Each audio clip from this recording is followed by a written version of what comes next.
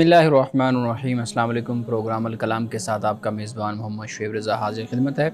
नाज़रीन किराम, इस प्रोग्राम के पहले हिस्सा में हम कुरान करीम की कुछ आयात को समझने की कोशिश करते हैं और दूसरे हिस्सा में हम कुछ ऐसे सवालात को डिस्कस करते हैं, उन पे गुफ्तगू करते हैं जो नौजवानों के ज़हन में पैदा होते हैं। हमारे साथ शरीक गुफ्तगू होते हैं जनाब मोहम्मद अमान रसूल साहब। अमान साहब, बहुत शुक्रिया आपके वक्त का। मेरी मुआवनत के लिए मौजूद हैं जनाब शारिक रसूल। शारिक, बहुत शुक्रिया आपके वक्त का।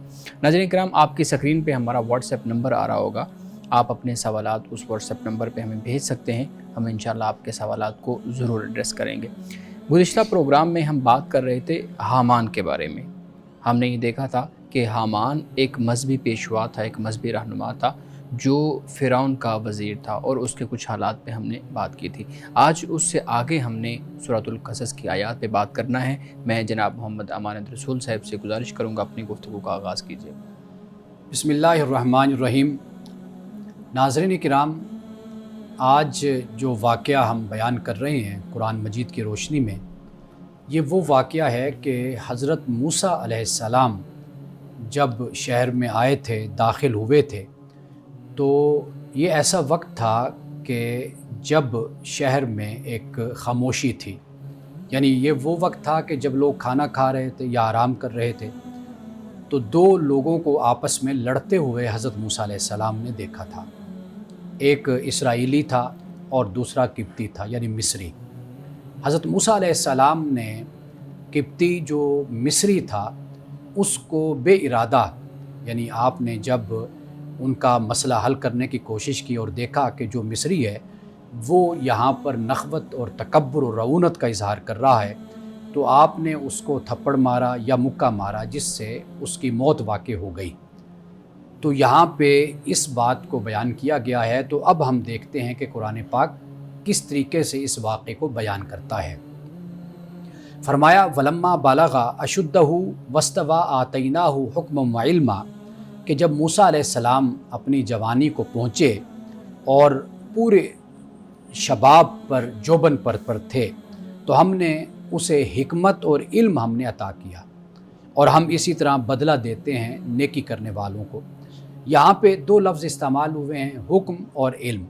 हुक्म से मुराद हिकमत, दानाई, फ़हम फ़रासत और क़ुव्वत फ़ैसला है, और इल्म से मुराद मुफ़स्सिरीन किराम ने बयान किया, और हमें दीगर आसमानी कुतुब से भी ये मालूम होता है जो कुरान से पहले नाजिल हुई, कि हज़रत मूसा अलैहिस्सलाम फ़िरौन के महल में रहे, वहीं पर ही आपकी परवरिश हुई और शहज़ादों जैसी ज़िंदगी आपने गुजारी थी।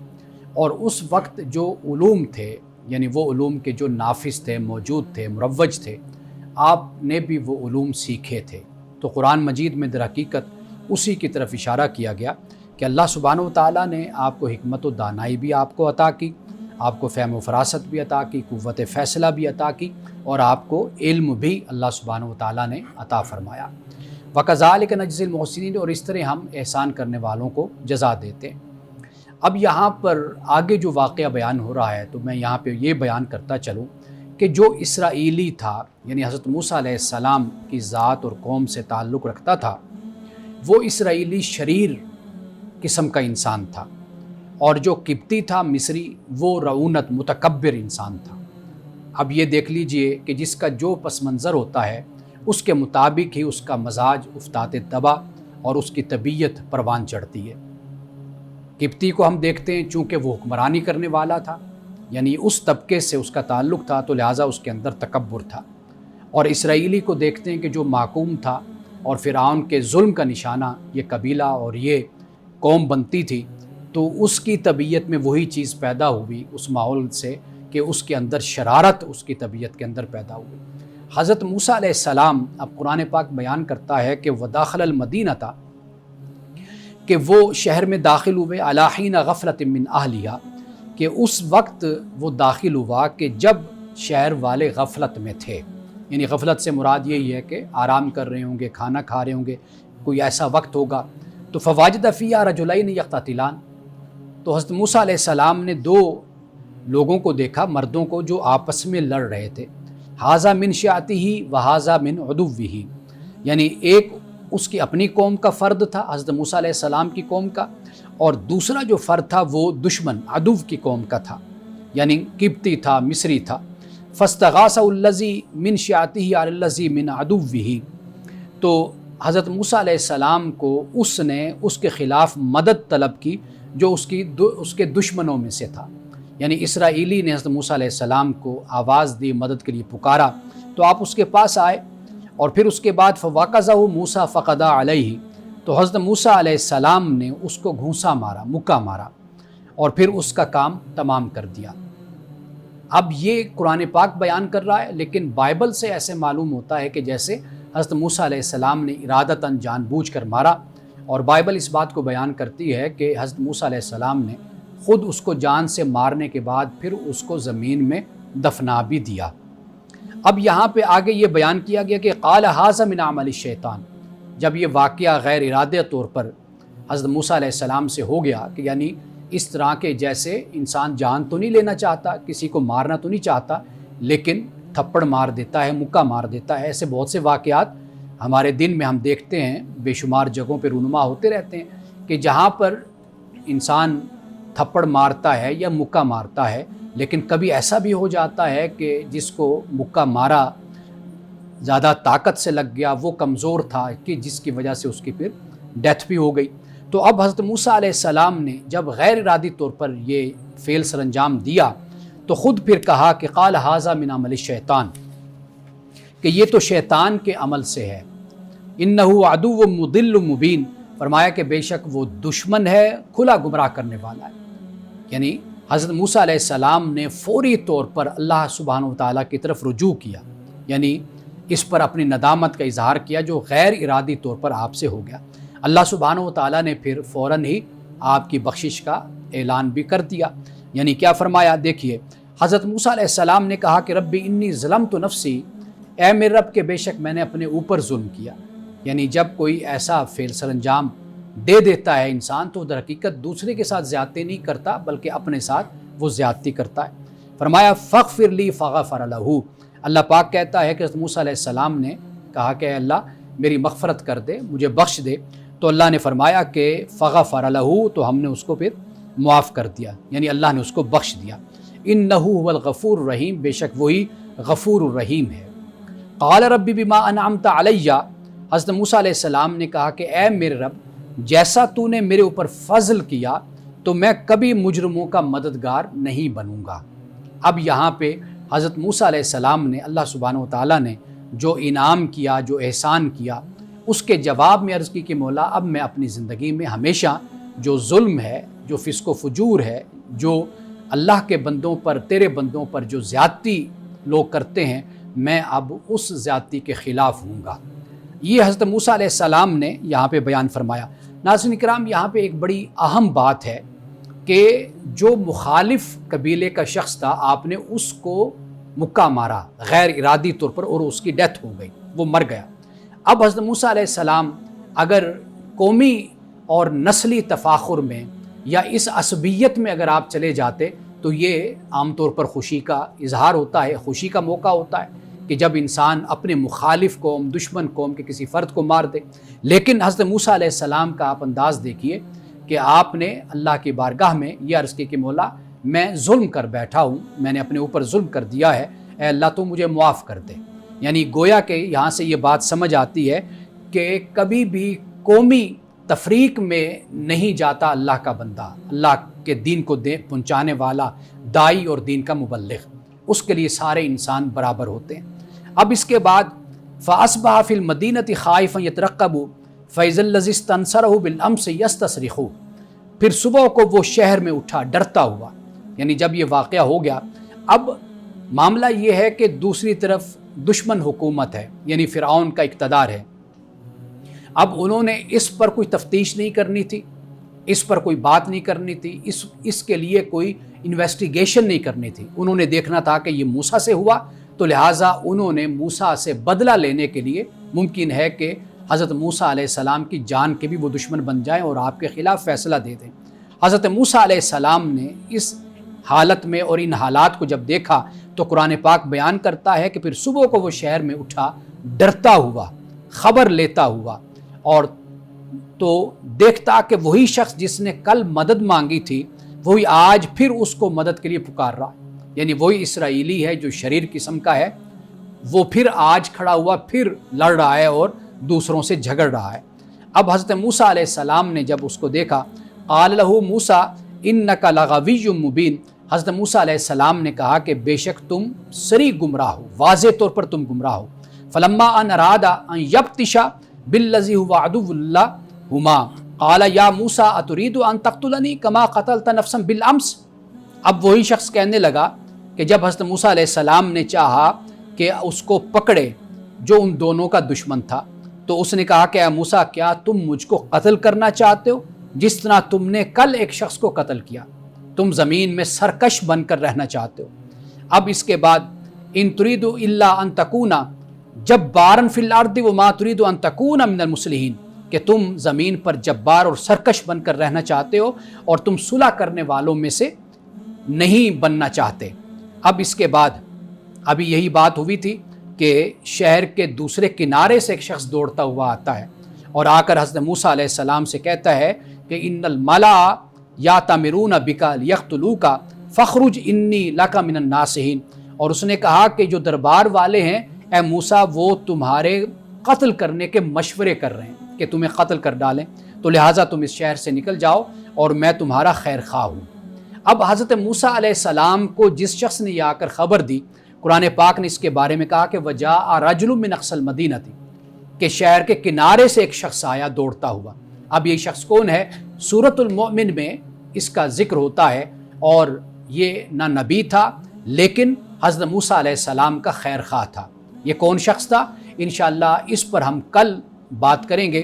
اور آخر میں یہاں پر جو قرآن پاک نے بیان کیا وہ یہ ہے کہ فخرج منہا خائفا یترقب، کہ پھر حضرت موسیٰ علیہ السلام وہاں سے نکلے ڈرتے ہوئے اور خبر لیتے ہوئے، اور قال رب نجنی من القوم الظالمین، حضرت موسیٰ علیہ السلام نے کہا کہ اے میرے رب مجھے ظالم لوگوں سے تو نجات عطا فرما۔ تو انشاءاللہ تعالی کل ہم اس شخص کے بارے میں بھی بات کریں گے، اور پھر اس کے بعد قارون کون تھا، اس کے کریکٹر اور اس کے کردار اور اس کی شخصیت پر بھی انشاءاللہ ہم تفصیل سے بات کریں گے۔ ناظرین کرام، یہاں وقت ہوا چاہتا ہے ایک بریک کا، ہمارے ساتھ رہیے گا۔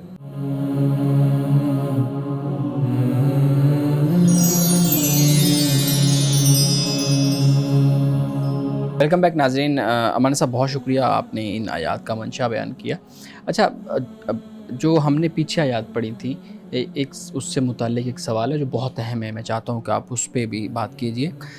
ایک واقعہ ہمیں ملتا ہے تاریخ کی کتابوں میں کہہ لیں یا ہمیں جو سابقہ الہامی کتب ہیں ان میں سے کہہ لیں، ایک واقعہ ملتا ہے کہ حضرت موسیٰ علیہ السلام جب چھوٹے تھے تو فرعون کے گھر میں دو چیزیں آپ کے سامنے پیش کی گئیں، ایک طرف جواہرات، ہیرے اور اس طرح کی چیزیں رکھی گئیں، اور دوسری طرف آگ کے انگارے اور اس طرح کی چیزیں رکھی گئیں، اور حضرت موسیٰ علیہ السلام کا امتحان مقصود تھا کہ وہ کس چیز کی طرف جاتے ہیں اور کس چیز کو پکڑ کے منہ میں ڈالتے ہیں۔ تو واقعہ یہ ہے کہ پھر حضرت موسیٰ علیہ السلام نے وہ انگارہ پکڑ کے منہ میں ڈال لیا، اس کی وجہ سے آپ کی زبان کے اندر لکنت پیدا ہو گئی، اور اس کی وجہ سے پھر آپ کو بولنے میں بھی مشکل ہوتی تھی۔ آپ اس واقعے پہ بات کیجیے گا کہ واقعہ قرآن اس کو بیان کرتا ہے، رسول اللہ صلی اللہ علیہ وسلم کی جو صحیح احادیث ہیں وہ اس واقعے کو بیان کرتی ہیں یا نہیں؟ دیکھیے، قرآن مجید تو اس پر خاموش ہے، اور ہمیں احادیث میں بھی ایسی بات ہمیں نہیں ملتی مستند طریقے سے۔ بات اصل یہ ہے کہ یہ ہمارے ہاں مختلف کتب میں ان واقعات کو اس طرح بیان کیا گیا۔ اب قرآن مجید نے جو الفاظ استعمال کیے، وحلل عقدۃ من لسانی، کہ میری زبان کے گرہ کو کھول دے، یہ قرآن پاک اس کو بیان کرتا ہے۔ تو یہاں پر گرہ سے مراد یہی اللہ تعالیٰ کی بارگاہ میں دعا ہوتی ہے کہ جیسے ہم دعا کرتے ہیں اللہ کہ یہ میں اس امتحان میں ہوں، اس آزمائش میں ہوں، تو جو اس میں جو رکاوٹیں ہیں، جو اس میں مسئلے ہیں تو ان کو دور فرما۔ اس لیے کہ پبلک سے جا کر بات کرنا، پبلک سے گفتگو کرنا، پبلک سے کلام کرنا، یہ ایک بہت بڑی ذمہ داری ہوتی ہے۔ بالکل ایسے ہی، جیسے مثال کے طور پر رسول اللہ صلی اللہ علیہ وسلم کے لیے قرآن پاک نے کہا الم نشرح لک صدرک ووضعنا عنک وزرک، کہ جو آپ کی پیٹھ کو جو الذی انقض ظہرک، جو بوجھ آپ کی پیٹھ کو جھکائے جا رہا تھا، توڑے جا رہا تھا، ہم نے اس بوجھ کو اٹھا لیا۔ اب یہاں پر یہ بات بیان ہے۔ تو اب اگر مفسرین کرام کو اگر آپ یہاں پر دیکھیں تو وہی معاملہ ہے کہ لوگوں تک خدا کے دین کو پہنچانا، لوگوں سے ہم کلام ہونا، لوگوں سے مخاطب ہونا، لوگوں میں جانا، یہ جو چیز ہوتی ہے یہ اس کے لیے انبیاء علیہ السلام اللہ تعالیٰ کی بارگاہ میں ہمیشہ مدد کی اور نصرت کی اور فتح کی دعا کرتے رہے، اللہ کی تائید کی. یہ اصل میں وہ چیز ہے. اور پھر یہاں سے ہی پھر آگے لوگوں نے اس طرح کے واقعات کو بیان کرنا شروع کر دیا. حالانکہ یہ سمپل ایک دعا ہے، جیسے رب اشرح لی صدری، اے اللہ میرے سینے کو کھول دے. اب اس سے کیا مراد لیا جائے گا؟ سینے کو کھولنے سے مراد واضح بات ہے یہی ہے کہ شرح صدر فرما دے، یعنی میں بات کروں، گفتگو کروں تو لوگوں تک میری بات کو لوگ میں بات کو برداشت بھی کر سکوں. ہاں، یعنی یہ مقصد ہوتا ہے نا بات کہنے کا. تو لوگوں نے پھر اس سے کہانی بنا لی کہ بھئی وہ کوئی انگارہ تھا یا سامنے دوسری چیز تھی، تو حضرت موسیٰ علیہ السلام نے انگارہ اٹھا کر اپنی زبان پہ رکھ لیا. تو اس سے یہ مراد نہیں ہے. بالکل ٹھیک ہے. اچھا، انہی آیات کے اندر یہ بات ہوئی کہ حضرت موسیٰ علیہ السلام سے قتل ہو گیا اس شخص کا، آپ نے اس کو تھپڑ مارا یا مکہ مارا، جس چیز کو آپ نے بیان بھی کیا ہے. ایک انسانی جان کی حرمت تو ہے جی، ایک انسان کی جان لینا بھی ایک بڑی بات ہے، بہت بڑا ایک وہ چیز ہے، گناہ ہے. لیکن اس کے اوپر ایک اعتراض یہ ہوتا ہے کہ اس کے اوپر اللہ تعالیٰ نے معاذ اللہ شاید پردہ ڈال دیا. اور وہ پردہ اس لیے ڈالا، میں پڑھ رہا تھا کہ شاید اللہ رب العزت نے حضرت موسیٰ علیہ السلام کو چونکہ نبوت دینا تھی تو اس لیے ان کے عمل پہ پردہ ڈال دیا تاکہ وہ نبوت والے معاملے میں آگے کہیں سے کوئی اعتراض نہ آ جائے. دیکھیے، پہلی بات تو یہ کہ قرآن پاک نے جو اسلوب اختیار کیا اس سے معلوم ہوتا ہے کہ یہ ان انٹینشنلی یہ واقعہ ہوا. ٹھیک ہے، موسیٰ علیہ السلام چاہتے نہیں تھے، غیر ارادی طور پر ہوا. ٹھیک. اور پھر یہ ہے کہ فوراً ہی پلٹ کر خدا کے پاس آ گئے اور عرض کی کہ ربی انی ظلمت نفسی فاغفر لی فغفر لی، کہ میں نے ظلم کیا ہے اپنے اوپر غیر ارادی طور پر. جو ایک نبی کا، رسول کا مقام اور مرتبہ ہے وہ یہی ہے کہ غیر ارادی طور پر بھی کچھ ہوا تو اس میں بھی وہ اپنے رب کی طرف پلٹ کر آیا اور اس نے رجوع کیا اور اللہ کی بارگاہ میں مغفرت کی دعا کی. ہمارے لیے اس میں تعلیم یہی ہے کہ بھئی ہم سے کوئی غلطی، کوئی خطا ہوتی ہے تو اس کا طریقہ یہ نہیں ہوتا کہ آپ اس پر ڈٹ جائیں اور ضد کر کے، ہٹ دھرمی کر کے آپ اس پر بیٹھ جائیں کہ نہیں جی میں نے جو کہ ٹھیک کیا. اس سے ہمیں یہ تعلیم ملتی ہے کہ ہم سے کوئی خطا، کوئی غلطی ہو تو ہم بھی اپنے رب کی طرف پلٹ آئیں. تو حضرت موسیٰ علیہ السلام کے یہاں پر جو معاملہ ہے وہ بالکل غیر ارادی طور پر ہے. قرآن کی روشنی میں ہم دیکھیں یہ اسی طرح، یعنی یہ ایسا واقعہ ہے کہ جسے ہم اپنی زندگی میں سمجھ سکتے ہیں. کئی دفعہ ایسے ہوتے ہیں، یعنی مثال کے طور پر دو سگے رشتہ دار ہوتے ہیں، وہ کبھی جھگڑا ہوا، کوئی بات ہوئی تو ایک نے اگر ہاتھ اٹھا دیا، اور کئی دفعہ ایسے ہو جاتا ہے کہ جس پر ہاتھ اٹھایا اس کی جان بھی چلی جاتی ہے.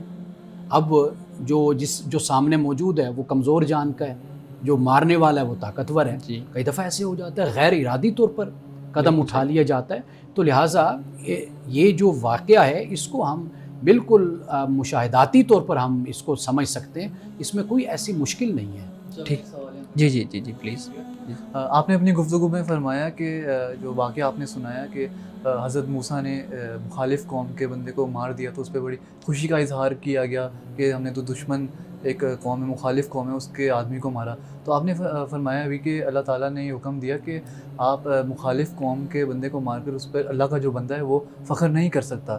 لیکن ہمارے معاشرے کا جو عمومی رویہ ہے، کیونکہ ہم مسلمان ہیں اور ہمیں یہ بات کا علم ہونا چاہیے کہ اللہ نے کیا فرمایا اس حوالے سے، یہ جو آپ نے گفتگو میں فرمایا اس کو مد نظر رکھتے ہوئے کیا ہمارا جو رویہ ہے وہ مختلف نہیں ہونا چاہیے؟ دیکھیے، پہلی بات تو یہ ہے کہ میں نے جو بات بیان کی وہ بالکل اس سے مختلف بات ہے. میں نے یہ بیان کیا ہے کہ حضرت موسیٰ علیہ السلام نے اس شخص کو غیر ارادی طور پر مارا. اب اس پر حالانکہ وہ مخالف قوم کا ہے، دشمن قوم کا ہے، لیکن حضرت موسیٰ علیہ السلام نے اس پر بھی اللہ کی بارگاہ میں توبہ کی ہے اور یہ کہا ہے کہ ربی انی ظلمت نفسی، کہ میں نے اپنے اوپر ظلم کیا. یعنی میں یہ کہہ رہا ہوں کہ یہ موقع تھا کہ موسیٰ علیہ السلام کہتے جی بڑا اچھا میں نے کام کیا کیونکہ میں نے مخالف قوم کے ایک فرد کو مار دیا، دشمن کو مار دیا. نہیں، آپ نے یہ نہیں کیا. کیوں؟ اس لیے کہ یہ غیر ارادی طور پر ایسا عمل آپ سے ہوا تو آپ نے اس پر دکھ کا اور اپنے غم کا آپ نے اظہار کیا، یعنی کہ خوشی کا اظہار کیا. اس میں ہمارے لیے یہ تعلیم یہ ہے کہ اگر ہمارے سامنے کوئی مخالف قوم کا کوئی فرد ہے، کوئی شخص ہے، تو ہم اس کے ساتھ ظلم اور زیادتی کا رویہ اس لیے نہ اختیار کریں کہ بھئی یہ مخالف قوم کا ہے. تو وہاں پر بھی ہمیں عدل اور انصاف کے ساتھ ہمیں چلنا چاہیے۔ اچھا مولانا صاحب، ایک چیز یہاں پہ حضرت موسیٰ علیہ السلام کی ایک بات میں کوٹ کروں گا کہ آپ نے اللہ رب العزت کے سامنے جب دعا کی کہ مجھ سے غلطی ہوئی ہے تو مجھے معاف کرنے والا ہے، معاف فرما، اور پھر آخر میں کہا کہ میں جو مجرم ہیں ان کا مددگار کبھی نہیں اب بنوں گا۔ ہمارے ہاں ایک رویہ دیکھنے میں آتا ہے ہمارے معاشرے میں کہ جو سرمایہ دار مجرم جب کوئی سامنے آتا ہے تو ہماری ریاست، ہمارے سرمایہ دار، ہمارے بڑے لوگ، ہمارے صاحب اقتدار لوگ مصالحتی معاملات کی طرف چل پڑتے ہیں اور درمیانی راستہ نکالنے کی طرف آ جاتے ہیں۔ وہ ایک طرح سے، مجھے جہاں تک محسوس ہوتا ہے، وہ ایک طرح سے وہ اس مجرم کی مدد کے لیے ہی کہیں نہ کہیں راستہ نکال رہے ہوتے ہیں۔ اس رویہ پہ بات کیجیے گا کہ اس واقعے کے تناظر میں ہم اس چیز کو، یعنی اپنے کردار کو کس طریقے سے بہتر بنائیں۔ اب دیکھیے، دو واقعات آپ کو پاکستان میں چند دنوں کے بعد، چند مہینوں کے بعد نظر آتے ہیں۔ ایک تو واقعہ ہوتا ہے مذہب کی بنیاد پر کسی نہ کسی کے ساتھ زیادتی، ٹھیک، ایک یہ آپ کو معاشرے میں سوشل میڈیا عام طور پر پہ ہمیں نظر آتا ہے۔ دوسرا واقعہ آپ کو یہ نظر آتا ہے کہ جہاں پر کسی کی گاڑی نے غریب کو کچل دیا، مار دیا، تو یہ واقعات، دو چیزیں آپ کو نظر آتی ہیں۔ یہ دونوں واقعات ملک میں لاقانونیت کی علامت ہیں۔ اگر آپ اس کو دیکھیں نا، جب کام کرنے والے کو پتہ ہے، جو وہ کر رہا ہے اس کو پتہ ہے کہ بھئی میں نے چھوٹ جانا ہے اور میری کوئی بھی پکڑ نہیں ہونی، تو پھر ایسے معاشرے جو ہوتے ہیں نا، وہاں پر پھر اس طرح کے واقعات کی کثرت ہوتی ہے۔ تو ہمیں در حقیقت یہ طریقہ کار اختیار کرنا چاہیے کہ جو قانون ہے اس پر عمل درآمد، یعنی بغیر جانبدار رویے کے یہ دیکھنا چاہیے کہ مظلوم کون ہے، ظالم کون ہے۔ جو ظالم ہے بے شک وہ جتنا بھی طاقتور ہو اس کو اس کے جرم کی سزا ضرور ملنی چاہیے۔ جب تک یہ طریقہ آپ اختیار نہیں کریں گے، آپ دیکھیے آپ کے بہت سے اسلامی ملک ہیں، وہاں پر جب قانون کو بغیر اس تفریق کے کہ یہ اپنا ہے یا غیر ہے، امیر ہے غریب ہے، جب نافذ کیا جاتا ہے، آپ دیکھیے وہاں پر جرائم کی ریشو جو سی وہ بہت کم ہو گئی ہے۔ جب تک ہم اس پر عمل نہیں کریں گے اس وقت تک ہمارے معاشرے میں، آپ دیکھیے یہ دونوں جو میں نے جن کی طرف اشارہ کیا، آپ دیکھیے یہ آپ کو ہر ہفتے، ہر 10 دن بعد، مہینے بعد، 2 مہینے بعد آپ کو اس طرح کے واقعات سننے کو آپ کو ملتے ہیں۔ ناظرین کرام، بقیہ سوالات لیتے ہیں ایک بریک کے بعد، ہمارے ساتھ رہیے گا۔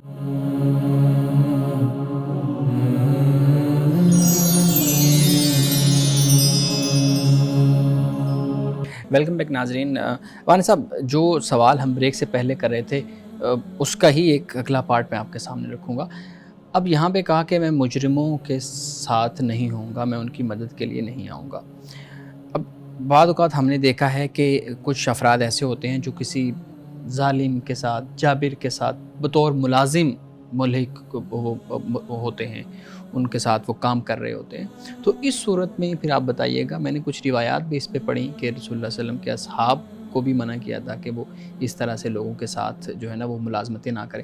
آپ بیان کیجیے گا، اگر کوئی شخص کسی ظالم کے ساتھ، اس کو معلوم ہے کہ یہ شخص اچھے کام نہیں کرتا، ظالم ہے، ظلم کرتا ہے، استحصال کرتا ہے، لوگوں کے حق مارتا ہے، لیکن اس کی بھی ایک مجبوری ہے کہ وہ ملازمت بھی تو کرنی ہے اس حالات کے اندر، تو وہ پھر کس طرح کا طریقہ کار اپنائیں؟ دیکھیے، پہلی بات تو یہ کہ اس پہ بات کر لیتے ہیں جو آپ نے قرآن مجید کا حوالہ دیا۔ حضرت موسیٰ علیہ السلام نے جو یہ فرمایا، وہ اصل اس کا بیک گراؤنڈ پس منظر یہ ہے کہ جب دو بندے آپس میں کھڑے لڑ رہے ہیں یا بات کر رہے ہیں، تو آپ نے اس وقت فوری یہ قدم اٹھایا کہ آپ نے قبطی کو، مصری کو آپ نے تھپڑ مارا یا آپ نے مکہ مارا، اس سے اس کی جان نکل گئی۔ صحیح۔ یہ ایک فوراً قدم تھا، فوراً آپ کا ایک قدم تھا جس پر حضرت موسیٰ علیہ السلام نے یہ کہا۔ یعنی آپ دیکھیے کہ اس سے بھی ایک خیر برآمد ہوتی ہوئی نظر آ رہی ہے، وہ یہ ہے کہ آپ سے زندگی میں کبھی بھی کوئی اس طرح کی خطا یا کوئی مسئلہ ہو جائے تو آپ کے لیے اس کے اندر بڑا سبق ہوتا ہے کہ آئندہ آپ اپنی زندگی میں یہ ایک معیار مقرر کر لیں کہ بھئی آپ ایسے کسی پر ہاتھ نہ اٹھائیں، دوبارہ ایسا کبھی نہیں، کبھی آپ مکہ نہ ماریں، ہاتھ نہ اٹھائیں، فوراً ریاکشن، رد عمل نہ دیں، بلکہ صورتحال کا جائزہ لیں، پھر اس کے بعد اگر کوئی آپ قدم اٹھائیں تو پھر آپ کو اس کا پورا حق پہنچتا ہے۔ حضرت موسیٰ علیہ السلام نے در حقیقت اسی بات کو یہاں پر بیان کیا۔ بالکل۔ دوسری بات جو جس طرف آپ نے اشارہ کیا، دیکھیے اس کی دو صورتیں بن جاتی ہیں۔ ایک یہ ہوتا ہے کہ انسان اس پوزیشن پر ہوتا ہے کہ دوسرے کی تبلیغ اور دعوت کا ایک ذریعہ بنتا رہتا ہے، کہ اس کو اس جرم سے اس ظلم سے انسان اس کو نکال سکتا روکتا ہے، رہتا ہے۔ روکتا ہے یا اس صحیح۔ کو نکال سکتا ہے۔ اگر وہ یہ دیکھتا ہے کہ میں اس کے ساتھ بالکل ہی علیحدہ ہو کر بیٹھ جاؤں تو یہ شخص مزید گمراہ ہوگا، مزید ظالم بنے گا، ظلم کرے گا لوگوں پر، تو وہ یہ سوچتا ہے کہ میں اگر اس کے ساتھ رہوں اور آخری حد تک اپنے آپ کو میں ظلم سے، گناہ سے اپنے آپ کو بچائے رکھوں، لیکن میں اس کی تربیت اور اس کی تعلیم کا میں انتظام کرتا رہوں۔ جیسے ہم حضرت موسیٰ علیہ السلام کے زمانے میں کہ جو وجاء رجل من اہل المدینہ، قرآن کہتا ہے کہ شہر والوں میں سے ایک شخص تھا۔ اب وہ کفر والوں میں تھا، لیکن ان کو وہ سمجھا رہا تھا، ان کو بتا رہا تھا کہ دیکھو موسیٰ ہیں، ان پر ایمان لاؤ، یہ اللہ کے پیغمبر ہیں، یہ اخلاق کی تعلیم تمہیں دیتے ہیں۔ تو یہ اگر کریکٹر اگر ایک انسان ادا کر سکتا ہے تو میرا خیال ہے کہ پھر بہتر ہے کہ وہ یہ طریقہ اختیار کرے۔ طریقہ اختیار کرے، بالکل ٹھیک ہے۔ شارق پلیز آپ کے پاس کچھ سوالات ہیں تو امانت صاحب کے سامنے۔ جی بہت شکریہ شعیب صاحب۔ میں یہ جاننا چاہتا ہوں کہ جو خواتین اپنے شوہر سے لڑائی جھگڑا کر کے واپس اپنے گھر آ جاتی ہیں، ان کو کیا کرنا چاہیے؟ کہ جو کنفیوز ہوتی ہیں کہ ہم آیا کہ طلاق لیں اپنے شوہر سے یا پھر ہم واپس ریکنسائل کریں، ان کو کیا کرنا چاہیے؟ دیکھیے پہلی بات تو یہ ہے کہ کبھی بھی اپنی عائلی زندگی میں، خاندانی زندگی میں کوئی انتہائی قدم نہیں اٹھانا چاہیے، کبھی بھی اکیلے انڈیویجول، چاہے وہ مرد ہے یا عورت۔ اب کل ہی میرے پاس ایک مسئلہ آیا کہ مرد نے لڑائی میں اور غصے میں بیوی کو طلاق بول دی، 3 نہیں 4 نہیں 5 نہیں، پتہ نہیں کتنی دفعہ اس نے طلاق بول دی۔ اب یہ آپ دیکھیے کہ یہ انڈیویجول قدم اٹھایا گیا۔ اگر طریقہ یہ ہوتا ہے کہ اگر ایسا مسئلہ ہے تو خاوند کو چاہیے کہ ماں باپ کو لڑکی کے اپنی بیوی کے بلا لے، ساس سسر کو بلا لے، بھائی کو بلا لے، جو سمجھدار بندہ ہے اس کو بلا کر بات کرے کہ بھئی آپ کی بہن ہے، بیٹی ہے، یہ بد زبانی کرتی ہے، یہ میرے حقوق ادا نہیں کر رہی، یا دوسرے میرے لیے مسائل پیدا کرتی ہے، نان ایشوز کو ایشو بناتی ہے، تو وہ بیٹھ کر بات کر لے ان کے ساتھ۔ اسی طرح کبھی بھی کسی بیٹی کو، بہن کو کبھی بھی اپنا گھر چھوڑ کر نہیں آنا چاہیے، وہ اسی گھر میں رہے۔ اب اس کے بڑے طریقے مسائل کو حل کرنے کے، یعنی مثال کے طور پر وہ اپنے ساس سسر سے بات کر سکتی ہے، اپنے دیور جیٹھ سے بات کر سکتی ہے، اپنے بڑوں سے بات۔ قرآن پاک نے جیسے کہا وَإِنْ خِفْتُمْ شِقَاقَ بَيْنِهِمَا فَبَعْثُوا حَكَمًا مِّنْ أَهْلِهِ وَحَكَمًا مِّنْ أَهْلِهَا، کہ اگر دونوں میں شقاق پیدا ہو جاتا ہے، آپس میں اختلاف ٹکراؤ ہو جاتا ہے، تو پھر دونوں طرف سے جو حکم ہے وہ مقرر کر دیے جائیں، بٹھا کر بات کر لی جائے۔ تو اس لیے ہمیشہ خاوند ہو یا بیوی، دونوں کو کبھی بھی انتہائی قدم نہیں اٹھانا چاہیے۔ ان کو ہمیشہ آپس میں یعنی کوشش یہ کرنی چاہیے کہ بھئی جو اختلاف ہے، جو مسئلہ ہے، وہ مل بیٹھ کر اس کو حل کر لیا جائے۔ جب انتہائی قدم لڑکی اٹھاتی ہے تو پھر وہ ذمہ دار اس کی بنتی ہے، اسی طرح مرد جب اٹھاتا ہے تو وہ بھی ذمہ دار۔ لیکن یہ بات یاد رکھیے کہ جو غصے میں اور طیش میں جو قدم اٹھایا جاتا ہے اس میں اکثر انسان کے لیے سوائے پچھتاوے کے کچھ نہیں ہوتا۔ تو اس لیے یہ جو آپ نے سوال کیا، اس میں یہی میں سبق اپنے ناظرین کو دوں گا کہ کبھی بھی انفرادی شادی جب کرتا ہے انسان تو انفرادی کر رہا ہوتا ہے، اس میں دونوں خاندان انوالو ہوتے ہیں، نکاح ہوتا ہے، تقریب ہوتی ہے، اچھے طریقے سے نکاح پڑھایا جاتا ہے، حق مہر دیا جاتا ہے، سارا کچھ ہوتا ہے۔ تو جب علیحدہ ہونا ہوتا ہے تو اس پر بیٹھے ہوئے آپس میں ہی فیصلے کر کے علیحدہ ہو جاتے ہیں، تو یہ غلط طریقہ ہے۔ تو لہٰذا طلاق کا مسئلہ بھی ہو تو اس کو مل جل کر ہی حل کرنا چاہیے۔ امانے صاحب یہاں پہ آپ نے جو بات کی ہے کہ کسی بھی بیٹی کو، بہن کو واپس نہیں آنا چاہیے، ہمارے ہاں تشدد کا ایک بہت بڑا مسئلہ ہے ہمارے معاشرے میں۔ تشدد برداشت کر کے جب کوئی تھک جاتا تو پھر کیا کرے؟ مطلب آپ نے تو اس کو کلی طور پہ کہہ دیا کہ کسی کو نہیں آنا چاہیے، لیکن آپ خود جانتے ہیں کہ یہ گھروں میں اس طرح تشدد ہوتا ہے، تو وہ بھی خاتون اسی طرح پھر برداشت کرتی ہے۔ میں نے یہ گزارش کی ہے نا کہ صرف تشدد کا مسئلہ نہیں ہے نا، میں نے یہ بھی تو بتایا نا کہ بھئی ساس سسر ہیں، ان سے بات کی جا سکتی ہے، جیٹھ ہے، دیور ہے، ان سے بات کی جا سکتی ہے۔ اس کے علاوہ وہ لوگ کہ جو رشتے میں انوالو ہوتے ہیں شروع میں، ان سے بات کی جا سکتی ہے۔ تو میرا خیال ہے کہ ان چیزوں کو بہت اچھے طریقے سے کنٹرول کیا جا سکتا ہے۔ لیکن یہ بھی ایک زیادتی اور انتہائی صورت بن جاتی ہے کہ بندہ خاموشی اختیار کر کے ماری برداشت کرتا رہے۔ دوسری صورت یہ ہو جاتی ہے کہ چھوٹی چھوٹی باتوں پر ہی گھر چھوڑنے پر انسان کھڑا ہو جائے۔ تو میرا خیال ہے کہ مل بیٹھ کر ان مسائل کو حل کیا جائے۔ دیکھیے اللہ نے طلاق کا راستہ بھی تو رکھا ہے نا، خلا کا راستہ رکھا ہے۔ اگر عورت سمجھتی ہے کہ بھئی یہ شخص جو ہے میرے لائق نہیں ہے اور ہم علیحدہ دنیا کے دونوں لوگ ہیں، تو وہ علیحدگی بھی اختیار کر سکتی ہے اس سے. صحیح, ٹھیک. ناظرین کرام, یہاں وقت ہوا چاہتا ہے ایک بریک کا, ہمارے ساتھ رہیے.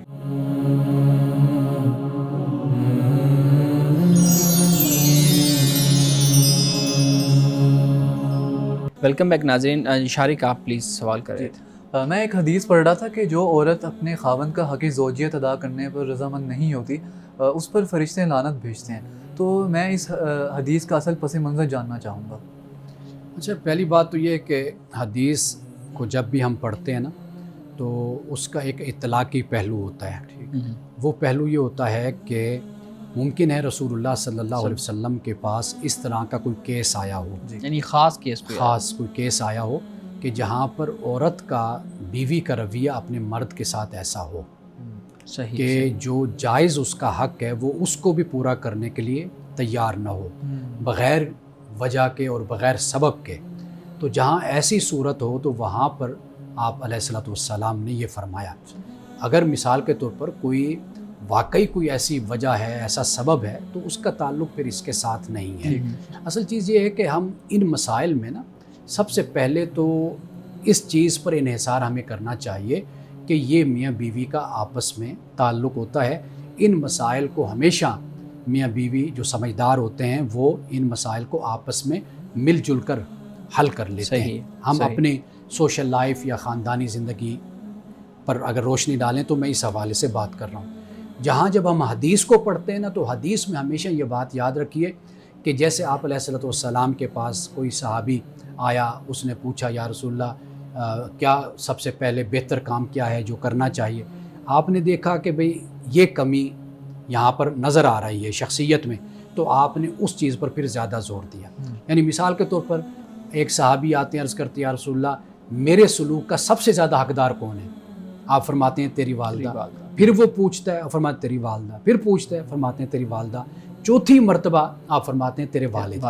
اب ممکن ہے کہ صحابی کو تلقین کرنا مقصود ہو, نصیحت کرنا مقصود ہو, ترغیب دینا مقصود ہو, تو آپ نے والدہ کے حق کو پھر زیادہ بیان فرمایا, پھر اس کے بعد والد کو. تو یہ جو اصل چیز ہے نا یہ ہمیں سمجھنی چاہیے کہ یہ اس وقت ایسا ممکن ہے کہ کوئی شخص ہو, کوئی عورت ہو کہ جن کے آپس میں اس طرح کا اختلاف اور جھگڑا اور چپکلش ہو کہ جس کو پھر رسول اللہ صلی اللہ علیہ وسلم نے اس طرح بیان فرمایا ہے. اچھا, اگر بیوی کے حوالے سے اسی طرح ہمیں مردوں کے حوالے سے بھی مل جاتی ہیں, خامندوں کے حوالے سے بھی احادیث موجود ہیں کہ جس میں یہ اس سے بڑھ کر اور کیا حوالہ ہو کہ رسول اللہ صلی اللہ علیہ وسلم نے اپنی وفات سے پہلے آپ کے جو آخری الفاظ ہیں ان میں آپ نے عورتوں کا ذکر کیا, عورتوں کے حقوق کا تم نے خیال رکھنا ہے مردوں سے کہا. تو مطلب کہنے کا یہ ہے کہ ایک جو یہ طریقہ ہوتا ہے نا کہ چیز کو اٹھا لو اور پھر اس پر ایک اعتراض پیدا کر لو اور اس کا پورا پس منظر, اس کا بیک گراؤنڈ, اس کا جو نظم ہے, ضبط ہے, اس کو سارے کچھ اٹھا کے سائڈ پہ کر دو, بس وہاں سے ایک اعتراض اور سوال اٹھا لو. تو لہٰذا اس حدیث کو یا کسی بھی حدیث کو اگر آپ پڑھتے ہیں جو شخصی انفرادی حوالے سے ہے تو وہاں پر اس پہلو کو آپ ضرور مد نظر رکھیں. بالکل. اچھا مولانا صاحب یہ بھی بیان کیجیے گا کہ جو آپ نے اطلاقی پہلو حدیث کا بیان کیا یا جو آپ نے بڑی خوبصورت بات جو ہے نا وہ بتائی ہے, ایک نوجوان کیسے یہ دیکھے کہ حدیث کا اتنا بڑا ذخیرہ ہے کہ کون سی حدیث ایسی ہے جو اطلاقی پہلو کے والے سے ہے, کون سی ایسی ہے جو کسی خاص فرد کے لیے ہے, کون سی ایسی ہے جو ہے نا وہ جنرل ہے. تو ایک نوجوان کیسے ان چیزوں کو دیکھے؟ دیکھیے حضور علیہ الصلوۃ والسلام اللہ کے نبی ہیں, رسول ہیں, آپ ایک بشر ہیں, ایک انسان ہیں. جی, آپ اسی زمین پر آپ نے زندگی گزاری ہے, حیات مبارکہ آپ کی ہے. آپ بیٹے بھی تھے, آپ بھائی بھی تھے, آپ شوہر بھی تھے, آپ دوست بھی تھے, آپ کے مخالف بھی تھے, آپ ایک قاضی جسٹس بھی تھے, فیصلے فرمایا آپ نے, آپ سپہ سالار بھی تھے. ہر پہلو موجود ہے نا. بالکل. اللہ نے ہمیں کامن سینس دی ہے نا جی.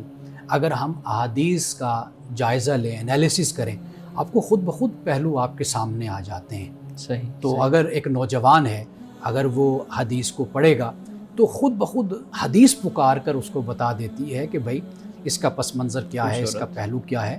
اور اگر وہ تھوڑا سا غور و فکر اس میں کرے تو اب وقت نہیں, ورنہ میں آپ کو اور بڑی مثالیں بتاتا آپ کو کہ جس سے ایک نیا جہان جو ان سے انسان دریافت کر لیتا ہے کہ جس سے ہمیں معلوم ہوتا ہے کہ رسول اللہ نے کس طرح لوگوں کی نفسیاتی اصلاح کی ہے, کس طرح لوگوں کی شخصی اصلاح کی۔ جی بہت خوبصورت، بہت شکریہ مولانا صاحب۔ اچھا، میرا یہ سوال ہے کہ ہمارے ہاں جو والدین ہیں وہ اپنے بچوں سے سرزنش کرتے ہیں اور ڈانٹ ڈپٹ کر کے ان کو بات سمجھانے کی کوشش کرتے ہیں، اور ان کا یہ خیال ہوتا ہے کہ جو ہماری ڈانٹ ڈپٹ ہے اس کا اثر زیادہ ہوگا بچوں پر بجائے اس کے کہ ہم کو پیار سے سمجھائیں۔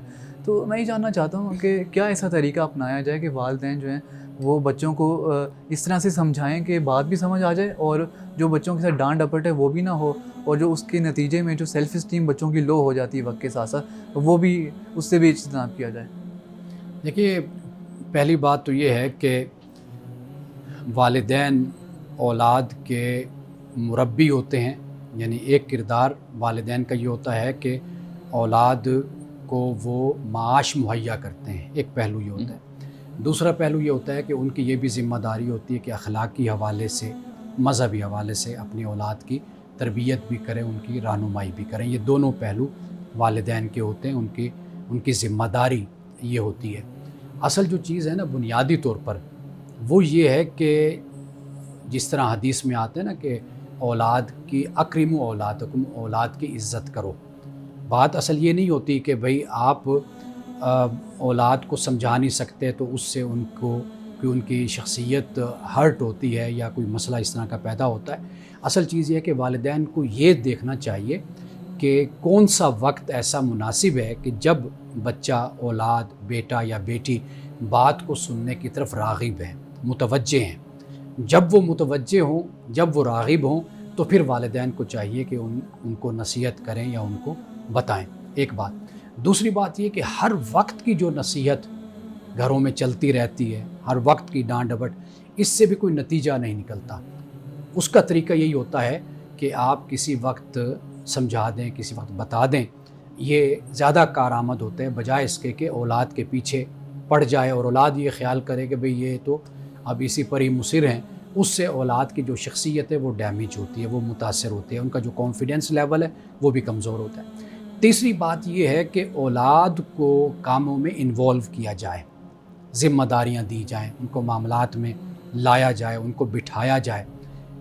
اولاد جب چیزوں میں شامل ہوتی ہے نا، مثال کے طور پر گھر کے سودا سلف ہیں، وہ معاملات ہو گئے، یا کوئی گھر میں بڑے آ گئے ان کے ساتھ بیٹھ گئے، کوئی دوست آ گئے ان کے ساتھ شریک ہو گئے، یا اس کے علاوہ کوئی خاندانی گھریلو معاملات ہوتے ہیں ان میں اولاد کو اپنے ساتھ شریک کیا۔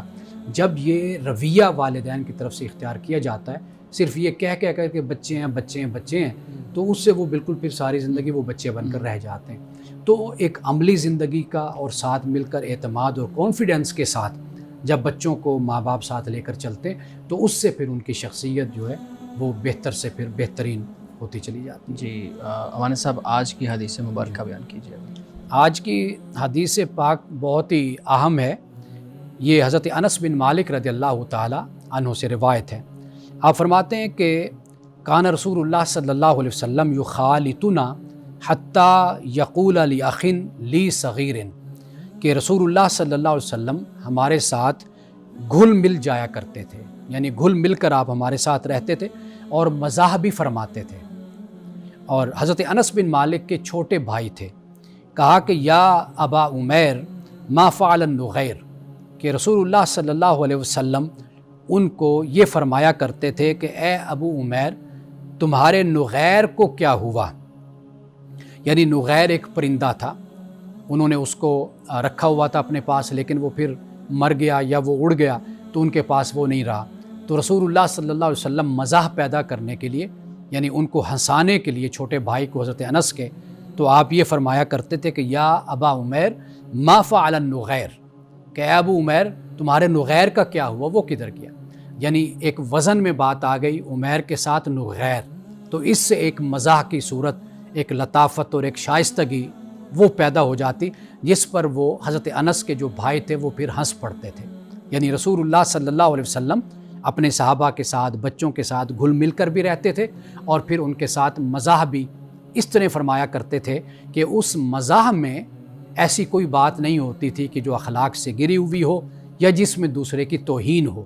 تو یہ رسول اللہ کی سنت ہے کہ اس طریقے سے لوگوں میں گھل مل کر رہنا اور لوگوں کے ساتھ مزاح کرنا۔ بہت شکریہ مولانا صاحب، آپ کے وقت کا، آپ کی گفتگو کا بہت شکریہ، شارک آپ کے سوالات کا۔ ناظرین کرام، اس دعا کے ساتھ اپنے پروگرام کا اختتام کریں گے۔ اللہ رب العزت حسن کلام اور تاثیر کلام عطا فرمائے، ہماری زبان کی گروں کو کھول دے اور سننے والوں تک خیر کا پیغام پہنچے۔ اجازت دیجیے، خدا حافظ۔